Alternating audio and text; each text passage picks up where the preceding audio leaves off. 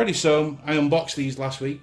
I've been using them for the last several days, put them through the paces, and I'm here now to tell you what I think about them. So here we go. So these are the Sony WH-1000XM2. What these are is the second version of these, obviously with the Mark II, and they improve on the previous set due to a lot of flaws. The last one had a cracking band. It cracked quite a lot. A lot of people complained about that. This one, no cracking. It's really well built. So yeah, that's the positive on this one straight away, is the build quality. They are quite nice build quality. They got the metal band. They do use a lot of plastic, I will say that, and the sliders are very easy to move. They do seem to stay in place a lot, but if you nudge them on the sofa or something, they can adjust in sizing, which can be a bit annoying at times. So yeah, take that into consideration. They got the sponge padding at the top here, so it feels quite good. The cups are nice and soft. I'll get back to that in a little bit when it comes to the cups and how it feels wearing them. Now, the key feature on these headphones for me is the gestures. Okay, they're fantastic when it comes to technology and headphones. So on this right cup, all your commands can be done through this just by swipes. So you swipe up for volume up, swipe down for volume down. Want to go back a track, swipe to the left, swipe to the right, you go forward. You want to answer your call, you tap the center, press and hold, you'll get Google Assistant or Siri or whatever you're using. It's usually Google Assistant or Siri. You get 30 hours battery out of these things on a full charge, and they have Qualcomm quick charge as well. I have not run the battery down yet, and I've been using them, and I've not even got a warning. So they are for real with the battery on these things. They're phenomenal, really nice. When you make phone calls on these things, really crisp, clear sound. I mean, obviously a lot of that depends on your carrier and things like that, but I was talking through them, and some phone calls, like I'm on T-Mobile, if I call T-Mobile to T-Mobile with their HD calling, it sounds like I'm speaking to somebody next to me. It's fantastic. These also come with a 3.5mm headphone jack cable, so you can use them wired or Bluetooth. They also come with the adapter for in-flight use, so if you're flying around, these things, you don't have to buy the cheap crappy headphones from the airlines, you can just go with this. Charges by micro USB, and I just don't get why. Even like the new Sony XZ2 phone, like you see in the background, Sony are moving on to USB-C, but yet they don't put it in the headphones. $350 headphones. You'd think Sony would think, well, you know what? Let's not make our guys carry two different cables around to charge each device. It would be nice to be able to charge from one device and that's it. Especially if you have the phone, which has a quick charge 3.0 charger in there, you'll be set. But no, you can't do that because it's micro USB. And it comes with the really nice carry case as well. So overall, what do I think? I'm not going to go too in depth because you can get lots of reviews who go through lots of things. Jim's review room goes through real in-depth things with headphones. I'm just going to give you my average user point of view, guy who wears them to and from work, while he's working, doing his prints and his drawings, things like that. Or at home. I've even used them for a bit of gaming and what I think of them. So let me tell you about the sound. First of all, they're really clear. They're crisp, clean. The bass is a nice hum. It's a real nice quality sound. Nothing gets muddied out, nothing gets drowned out, and it's not like it's lacking any depth or anything like that. They are a really good sounding headset. Build quality, like I say, it's really good. They're very durable. I've knocked these a couple of times. I've got no scratches. I've dropped them twice. No chips, scratches, anything like that. Nothing loose, nothing creaking. So build quality is fantastic too. When it comes to gaming with these, I didn't find them to be all that good. I used them on a PlayStation and the PC, and I used them wired with the Xbox One X, and they're okay. You just don't get any spatial sound out of it. So with gaming headsets, you can hear when someone's behind you, things like that. I have the Steel Series Arctic 7s, and for gaming, obviously, they knock the socks off this. It's just not a gaming headset. So I'm not going to say, oh, it's a crap headset because it doesn't sound good for gaming. It's not made for that. You can use it for that, but just be aware you're not going to get the full benefit out of this headset.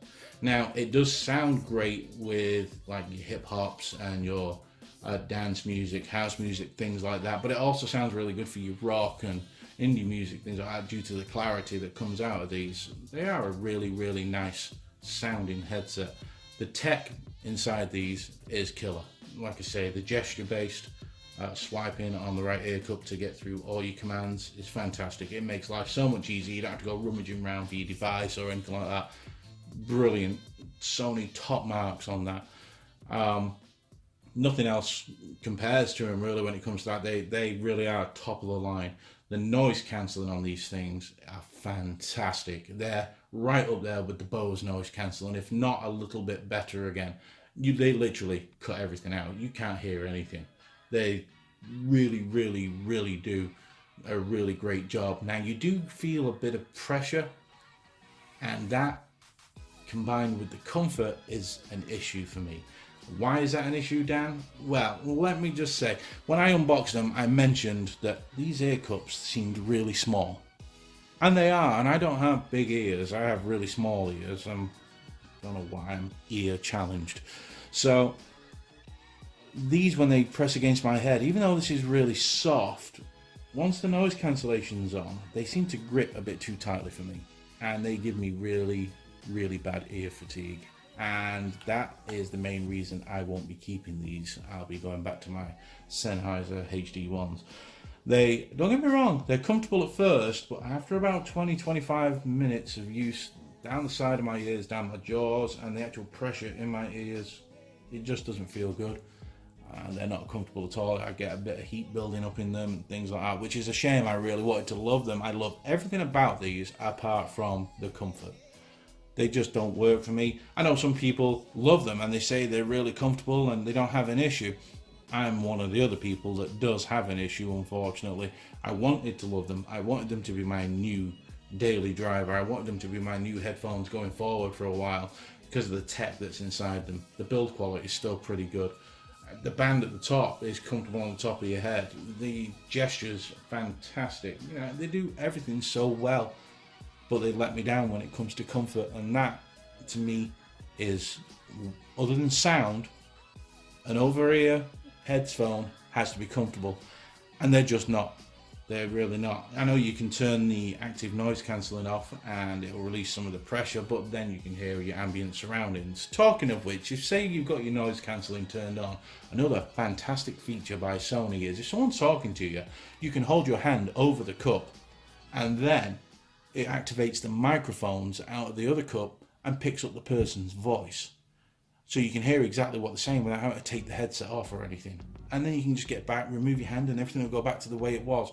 They are absolutely amazing when it comes to this tech that they've got inside them. They are the most future modern headphones you can buy.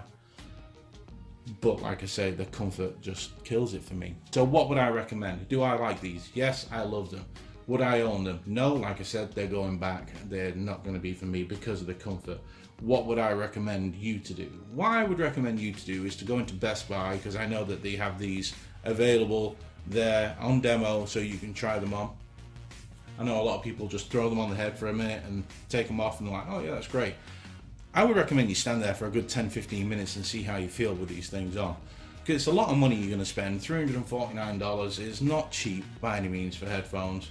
It's a big purchase, and I'd hate for someone to buy them and then go through what I've gone through, which made my jaw hurt and things like that. I just didn't feel good, got headaches. I'd hate for someone to do that and then have to go to the trouble to take them back. So that would be my recommendation. Great headphone, great style, great sound, great tech, brilliant, let down by comfort. So yeah, let me know if you own these. Let me know what you think, if you're having any discomfort or whether you're finding them fine. Let me know if you hate them. Let me know if you love them. Let me know if you've got more than one pair of headphones and if these are your favorite or you've got another. Mine personally are the Sennheiser HD1s. They're a bit old now, but great comfort, great sound, top of the line build quality, and that's what I'm going back to. So yeah, let me know. Tell me what you think. Coming up later in the week, I should have the Sony Bluetooth noise cancelling in-ear headphones here, or within the next few days anyway. I'll do a quick unboxing of them and I'll use them. We'll give you a a look at what them are. I've just done an unboxing of the new Sony Xperia XZ2 compact cell phone. What that is the small phone that doesn't come back on all the top specs. It's Snapdragon 845, blah blah. Go watch the unboxing, you'll have a review of that later this week as well. If you like what you see, hit subscribe. If you want to hear more from me and know when I'm about to release a new video, go on to Twitter at ModernDad, MODRNDAD. I'm always on there. Hit me up in the comments here and hit that notification bell if you want to know when my videos go live.